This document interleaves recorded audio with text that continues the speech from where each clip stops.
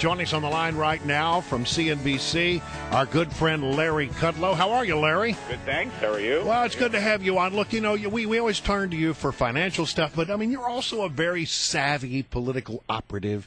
You know how things work in this town. You've been around the block here. So the President of the United States goes on 60 Minutes and completely throws the intelligence community under the bus and said, look, they underestimated the threat of ISIS. It really wasn't my fault. They made the mistake. And then almost immediately, as you knew would happen, we now begin to see all kinds of evidence that indeed the intelligence community did not miss the threat of ISIS, that they were raising the flare, sending up the flares as early as June of 2013. What do you take from all of that? Well, I don't take anything good. I mean, I'm somebody who supports the bombing in Syria and Iraq, but I'm still, I guess like a lot of people, really worried about execution and commitment. So the questions you're raising, is Obama at war with his own generals? Is he at war with his own intelligence apparatus? And sort of generically speaking, is he at war with the Joint Chiefs of Staff? I mean, as the Wall Street Journal is reporting, the intelligence info about Al-Qaeda and the Islam State was around from almost the beginning of the year. And so if Clapper says, I underestimate them, so what? They knew that threat was there. We know that. That's out there. The intel community is leaking, back furiously, and people on his own national security staff are angry. The other part of this, which I think is terribly important, is whether he's at war with his own Joint Chiefs of Staff who want additional ground forces. We're talking here, I think, special forces, not GI combat guys, but special forces to be embedded in the battalions of the Iraqi army, whatever that may be, or the Kurdish army, or whoever else, in order to take out ISIS guys and take back real estate that they lost. You can bomb, which is great, but bombing just sets it up. It stops their movement. You got to come in and have people on the ground to do that, and we're the advisors to do that. So, those are two areas of many. I'm not a military expert, but those are two areas of many that raise serious questions about the execution of this operation. But Larry Kudlow, what an amazing difference a year makes. A year ago, all we were talking about was the disastrous rollout of Obamacare and the problems with unemployment and various issues with regard to the president's scandals, the IRS scandals and such. And now we see Ted Cruz, his advisors are saying that he's about 90% in for the 2016 race, and he is prepping almost an entirely foreign policy-focused presidential campaign. What do you think of that in terms of national security and foreign relations playing into the 2016 race? And do you think, considering Hillary Clinton, the former Secretary of State, may be the Democrats' nominee, how do you think that works in the Republicans' advantage or disadvantage? Well, I think it's going to play a bigger role. There's no question about that. I was in to see Mr. Cruz last week, and did he tell you anything off the record you want to share with us? It's just you and me talking. Yes, I know. No, he didn't actually. Well, actually, he said you can talk to WMAL, but that's all. There you go. Good. But we talked mostly about domestic economic stuff, but we did talk some more stuff. Look, Ted Cruz is a very smart guy, and he's going to get up to speed on everything.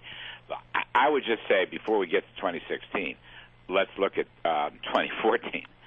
I think that, for example, the news conference or the presser, the interview on 60 Minutes will not help President Obama. It will not help him. Yeah.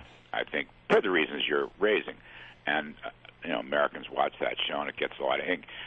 Second point, I think in general, the Republican Party has, a 25-point lead on terrorism and national-related issues. 25, 22, 23, it's in that neighborhood. I believe that was the Gallup poll. Other polls are going to confirm that.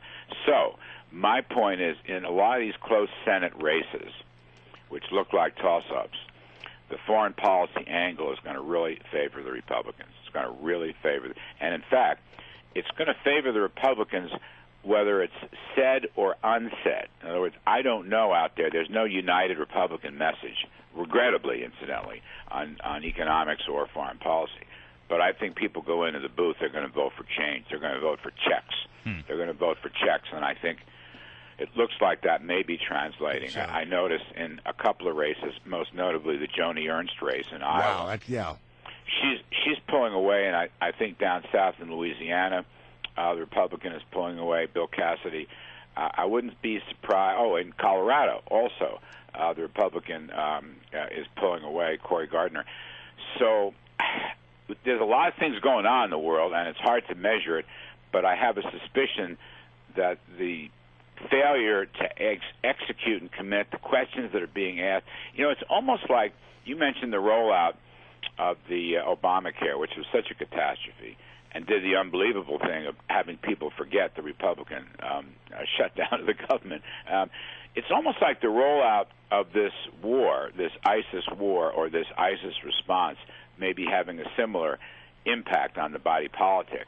Only this one is right smack in front of a major election. Yeah. You know what that's what I'm looking at. You know what really bothers me is that the president's spokesman yesterday says that, the president's promise to do something about immigration amnesty is a promise that he will keep by the end of the year. And what drives me crazy a little bit about this is the president put that on hold. Why? Because it is politically unpopular to talk about that. Right. But what they're basically saying is, yeah, but it's as soon as we get this election over, we don't care what you think. Well, that's fair enough. I had Senator Rubio on the radio Saturday, and he said this was the most cynical political approach, and itself is a barrier to any immigration solution. So you're quite right. Look, the president is having trouble as a promise keeper. I mean, let's just face it. He's having trouble as a promise keeper. Now, let me add one thing you haven't mentioned, but I think it is going to affect the midterms. Watch for the White House to really make a push on an improving economy. All right, we've seen a bit of this. Apart from the international news. And I'm told, I hear, the numbers are improving out there. You're going to get a third quarter GDP, which has a good chance of having a 3% handle after close to 5% in the second quarter. We'll get jobs numbers coming up. I believe this is the last jobs report before the election this Friday, but we've had a whole string of pretty decent jobs reports. Business investment spending is good, and the stock market is good. So they're going to try, I think, to push the economy's rebound and their middle class idea about minimum wage hikes, which I think would be very negative for the economy. So that's going to be their reaction. You wait and see. Right. They're going to push for the economy. And don't change course now. We finally got it on track after recovering from the worst economic disaster of our time. Probably their last shot. And quite frankly, I don't believe it. Larry Kudlow, CNBC. Always good to have you, Larry. Thanks for joining us.